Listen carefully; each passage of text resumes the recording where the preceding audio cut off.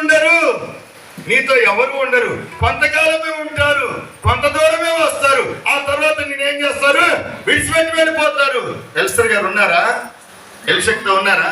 కొంతకాలమే, తర్వాత మనం కూడా వెళ్ళిపోతాం.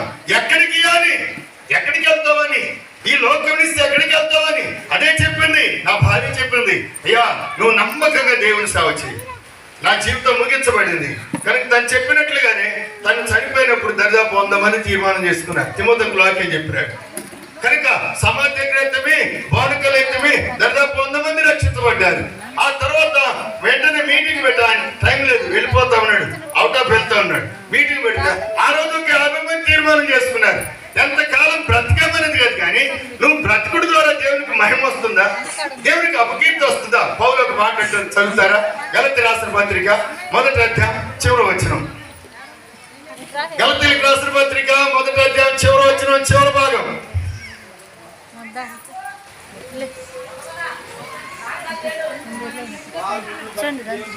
వారు నన్ను బట్టి దేవుని ఏం చేసినారు?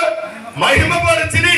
ఎంత దుర్మార్గంగా జీవించాడండి, ఎంత కఠినంగా జీవించినాడు, ఎంత దేవునికి వ్యతిరేకంగా జీవిస్తూ వచ్చినాడు, దేవుని సంఘాన్ని హింసిస్తూ వచ్చినాడు, దేవుని ప్రజలకు కీడు చేస్తూ వచ్చినాడు.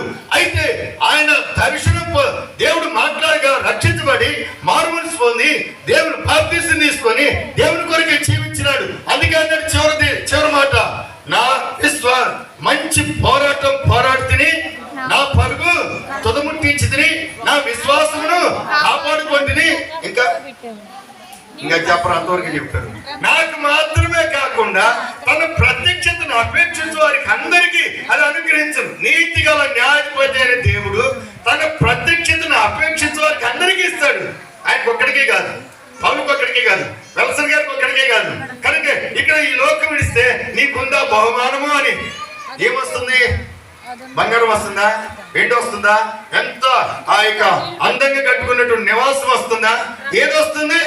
మరణం ఎప్పుడైనా రావచ్చు, ఎక్కడైనా రావచ్చు, ఏ విధానంగా రావచ్చు.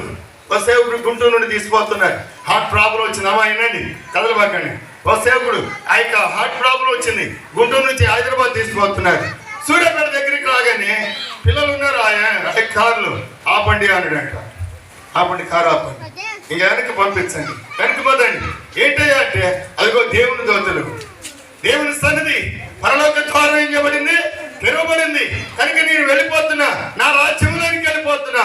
మీరైతే కన్నీరు కారవద్దు, మీరైతే ఆడవద్దు. ఏం చేయమని చెప్పినట్టు తెలుసా?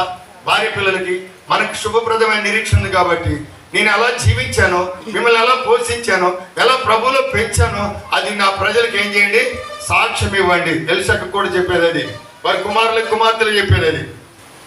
ఏం చేయాలి? మనము సాక్షులుగా ఉండాలి, సాక్షులుగా ఉండాలి. వెనక్కి తిప్పండి, నేను వెళ్ళిపోతున్నా, నా ప్రభు పిలుస్తున్నాడు. అదిగో దేవుని దూతలు, ఆ యొక్క నిత్యత్వం, ఆనందకరమైనటువంటి స్థలం. ఎంత అందమైంది పాడతారు కదా, ఎంతో అందమైనది పరలోక